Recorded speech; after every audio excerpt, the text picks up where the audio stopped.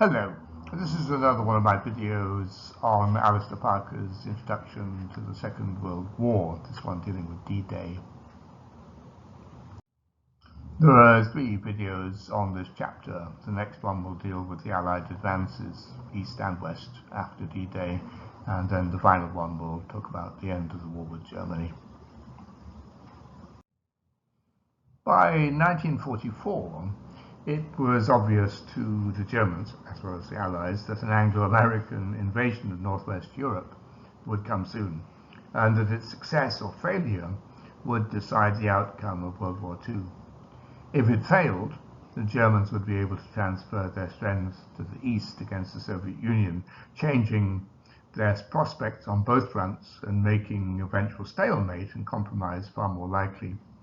For both Gödel, one of Hitler's closest military advisors, and Rommel, one of the key leaders of the defending armies, this would be the decisive struggle of the war, which would determine its outcome and the fate of the German people.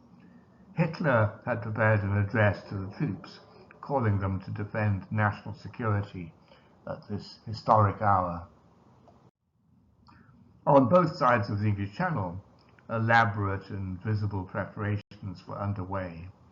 On the coast of France and Belgium, gangs of labourers, paid or coerced by the Todt organization, built concrete gun emplacements and sowed prickly obstacles on beaches and in open fields to deter assault craft, tanks, and airborne landings.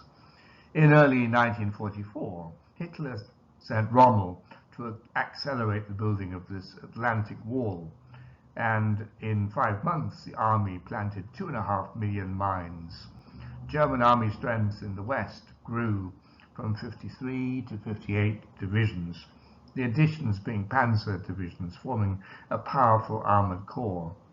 In Britain, masses of soldiers thronged the streets and equipment lay ready across the southern English countryside.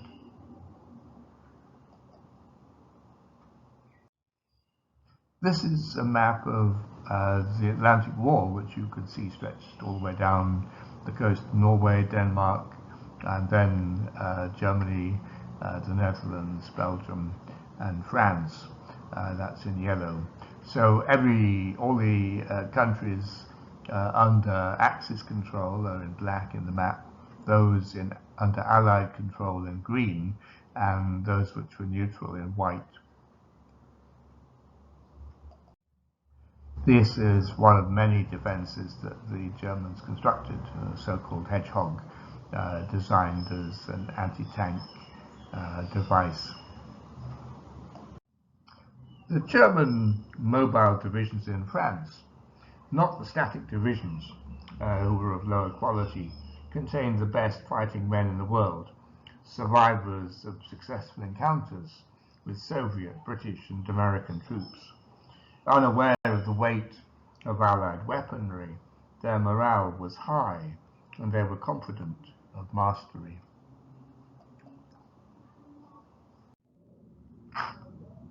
The German military chiefs in the West disagreed as to how best to use their troops.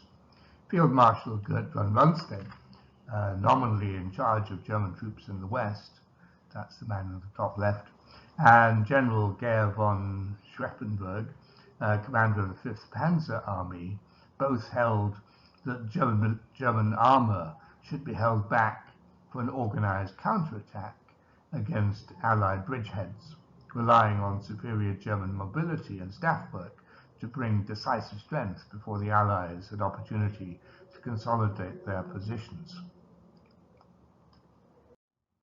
By contrast, Field Marshal Rommel, in command of German forces in northern France, believed that Allied tactical bombing, which he had experienced, would disrupt such efforts, and that therefore there had to be rapid and massive German response to defeat the invasion. The best German units should therefore be located close to the coast.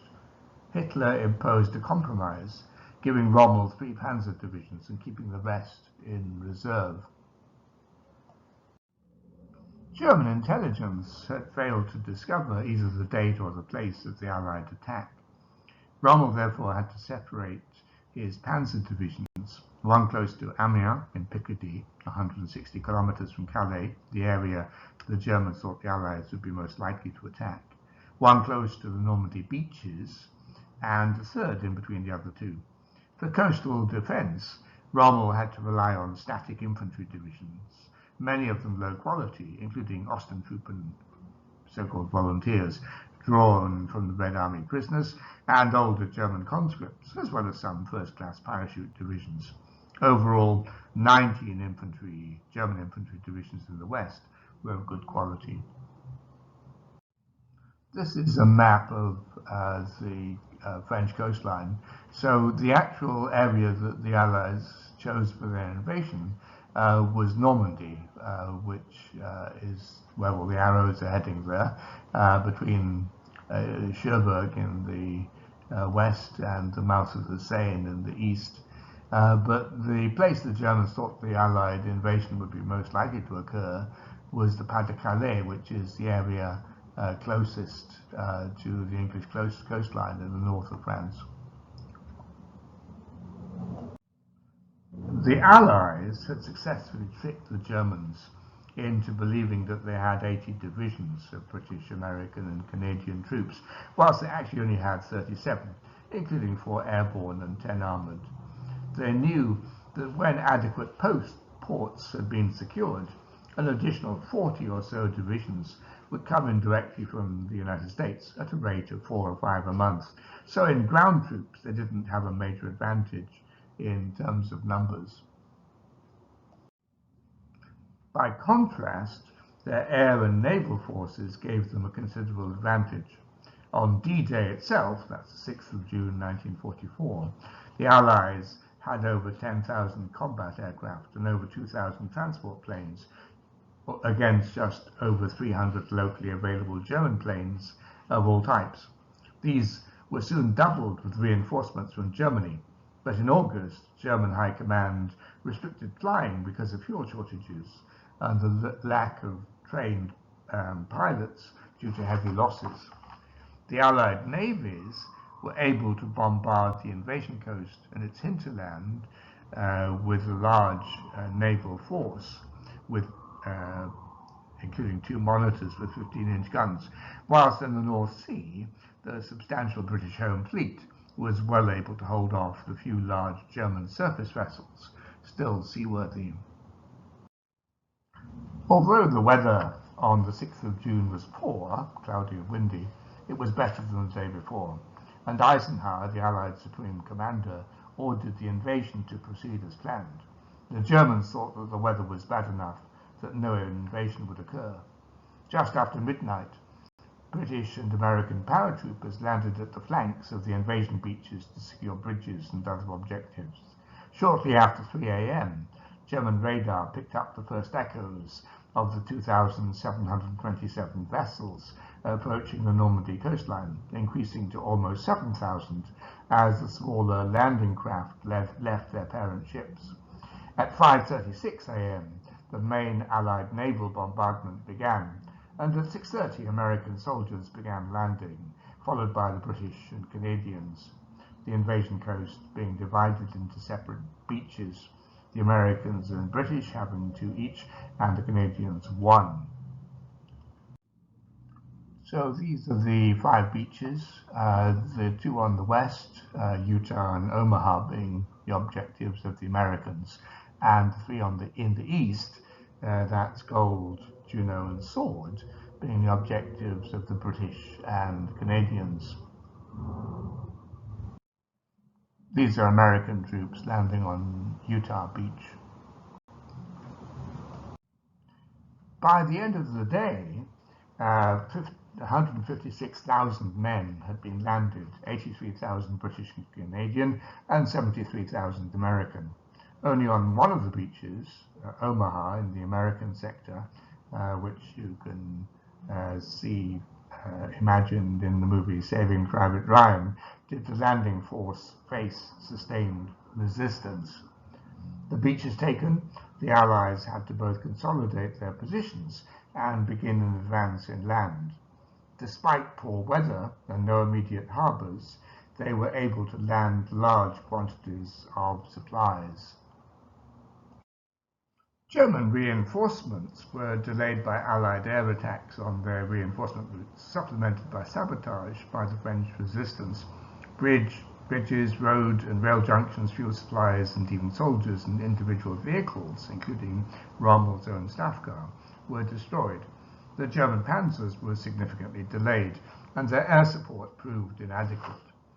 Allied deception convinced the Germans that a second landing, probably in Pas-de-Calais and Belgium, was coming, delaying an effective concentration of German forces in Normandy. Although slower than they wished, the Allies had landed 557,000 men by the 16th of June, that's D-Day plus 10, half each British and American. So the Allies now had 20 full-strength divisions against the Germans' 15, some of which were under strength. The important town of Caen and the port of Cherbourg resisted speedy capture, however.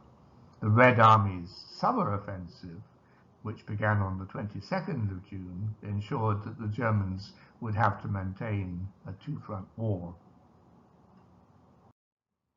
The Allied advance continued slowly, and until 8 weeks after D-Day, they were still contained by the German half-ring of resistance.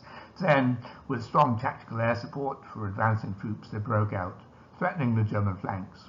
Now recognizing that there was to be only one invasion force in northern France, the Germans attempted to counterattack on the 7th of August, but were soundly defeated at a loss of 10,000 men killed and 50,000 taken prisoner. A general German withdrawal to the east now ensued, and on the 15th of August the Americans began their invasion of southern France, along with Free French troops taking Marseille by the end of the month. But when they were also approaching Lyon, they made rapid progress. Despite severe engagements on the outskirts, Paris was taken by the Allies on the 25th of August, the German governor surrendering the almost undamaged city on the 25th of August, ignoring Hitler's order to continue resistance. De Gaulle and his French forces took control of the city, both to keep order and to assert his own authority. This is a famous photograph of de Gaulle and his entourage strolling up Champs-Élysées following the liberation of Paris on the 25th of August. There were still some German snipers in various places, so these are celebrating crowds on the Place de la Concorde, scattering from sniper fire on the 26th. And these are American troops in the Victory Day parade on the 29th of August. So many thanks to you for listening, and particular thanks to my patrons for their kind support and encouragement, without which I wouldn't be able to make these videos. You're very welcome to support my channel. Please do like, comment and share on the videos. Subscribe if you want to be notified of future videos. I'll give Patreon and PayPal links below if you want to provide practical support. Next week we'll talk about the Allied advances both in the West and the East in 1944. Have a good day.